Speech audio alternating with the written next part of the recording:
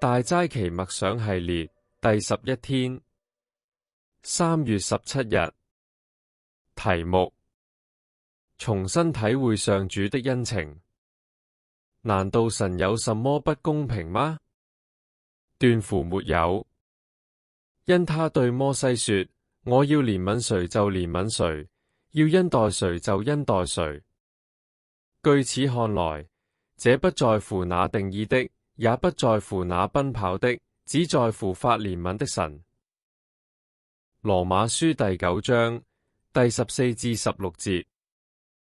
呢段經文表面上嚟睇，係陳述神嘅主權，佢選擇憐憫誰就憐憫誰，無需考量人嘅條件或行為。然而，呢度保羅點解要發問？難道神有什麼不公平嗎？主權嘅揀選始終都帶有偏私，如何稱得上係公平呢？經常話解釋聖經必須注意上文下理。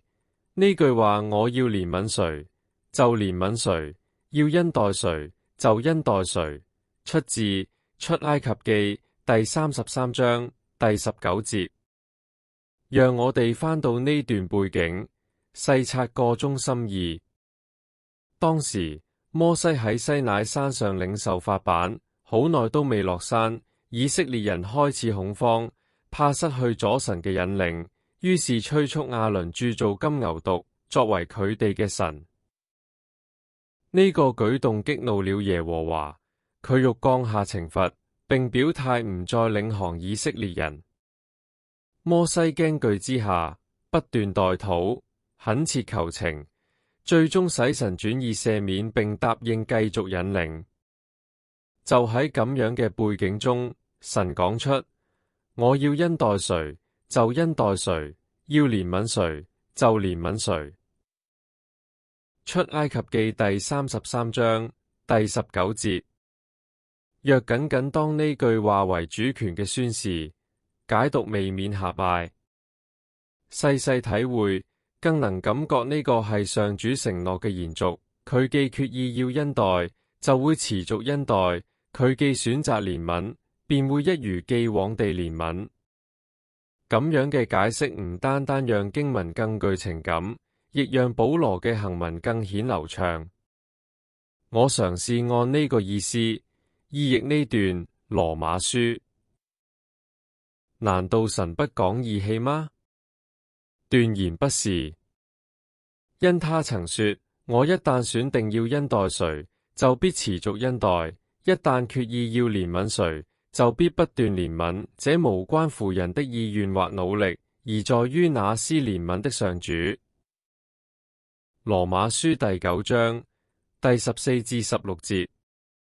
從主權到恩情嘅轉換，意義唔單單清晰，更讓人如醍醐灌頂。保羅強調嘅係上主嘅屬性，叫人安心又倍感慰藉。呢位決意愛我們嘅神，佢嘅愛係永恆不變嘅。佢一旦決定了，必定愛我哋到底。反思與禱告。第一，主權往往帶來壓迫感，而恩情則散發出無盡嘅溫暖與安慰。上主明確宣告，佢要愛我哋，且要愛我哋到底。單憑呢一點，便足以讓我哋心滿意足，過着幸福嘅生活。第二，你所信仰同追隨嘅係點樣嘅一位上主呢？佢已承諾愛你，且永不止息。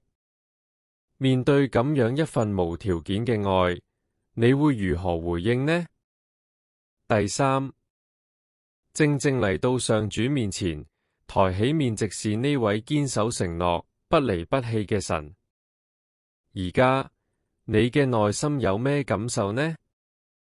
你有咩嘅說話想同佢講呢？